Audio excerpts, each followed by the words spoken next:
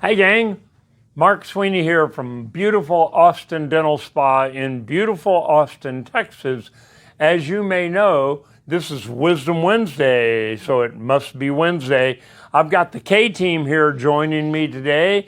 They grace my presence every once in a while, about once or twice a month, when they don't have more busy things going on in their lives. Glad to have y'all here today, and we've got an exciting topic, and it's the first Wisdom Wednesday in the month of March, so we have a new theme.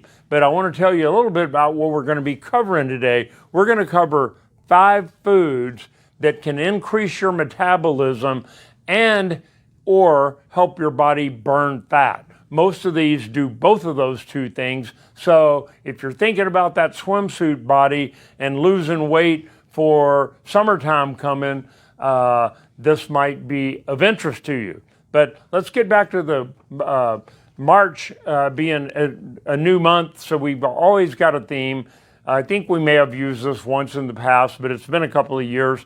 This is NCAA basketball nut month with March Madness.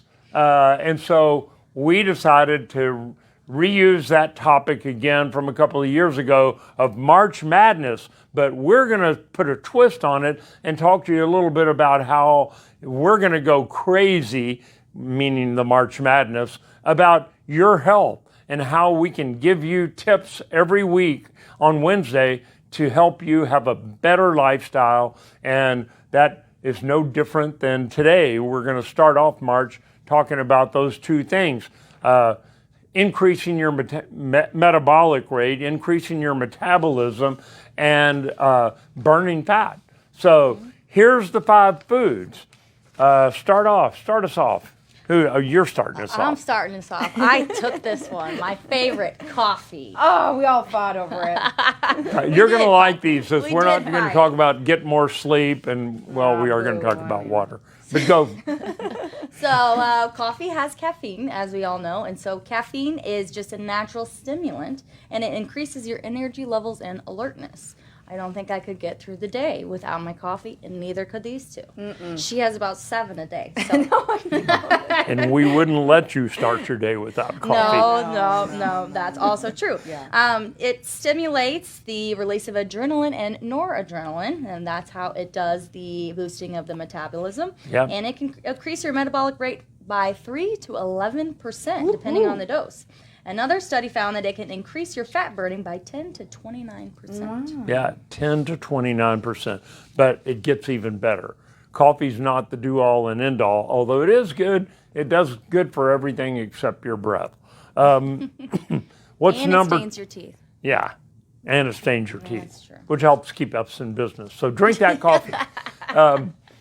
And so number 2. You got number 2, green tea. I've got number 2, green tea, because they know I love my iced tea at lunch. Yep. Now, green tea is a little different than regular iced tea. Green tea actually is more healthy for you, and it's got this antioxidant called EGCG.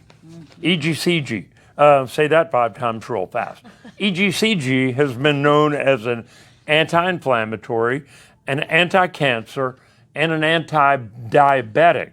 So ECGC it helps you also burn fat, and it increases your metabolism. So all those things are in this pretty docile looking green tea. I mean, every time I look at green tea, I'm like, you can see right through it. My iced tea, my Lipton iced tea at lunch is stronger than that, but it doesn't have all this other stuff.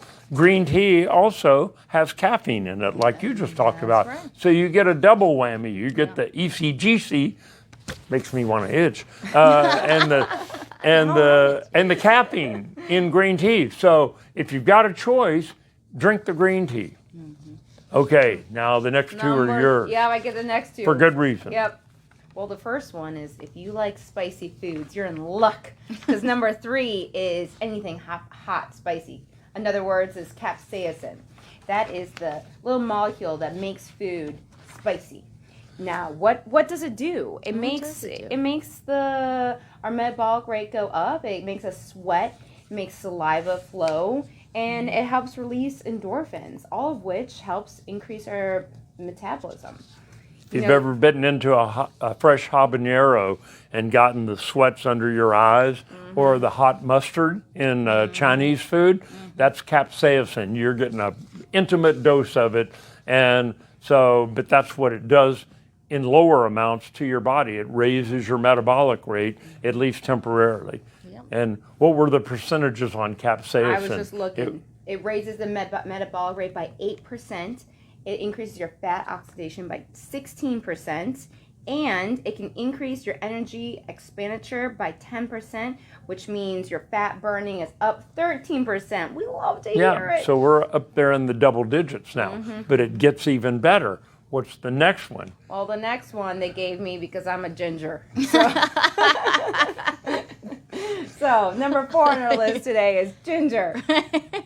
So ginger, we love ginger because it helps reduce inflammation, especially for anyone that has inflammation in their body, whether it be autoimmune or anything. It's this good gut, helps your gut. And also impairs your metabolism. So it increases your insulin resistance and promotes fat storage. We'd love to hear it. Yeah, I put ginger in my coffee on the weekends, so I get double dose, and and a little cinnamon too. Well, look It at you. makes it taste a little weird, but He's a hey, go-getter. yeah. So, okay, the last one. The You last figure one. we got to have number 5, water. Believe it or not, water not only keeps you hydrated, but it also it can help increase your metabolic rate. It's not as sexy as the other ones that we've talked about, ginger and capsaicin and a good stiff cup of joe. But there are studies that have shown, now I had 2 hygienists last year that brought in these big gallon jugs and filled them with water every morning and tried to drink them because they had a weight loss contest.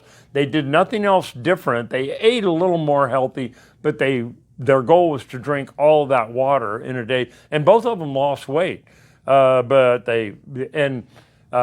couple of head coaches ago at UT, the coach came in and made headlines when he came into spring practice, and he made every player get this big jug of water, and they had to drink the entire jug by the end of each day, or they got penalized. So water, there's one study that showed drinking 16 ounces of water. That was nothing compared to this 64 or something ounces of water that the football players had to drink.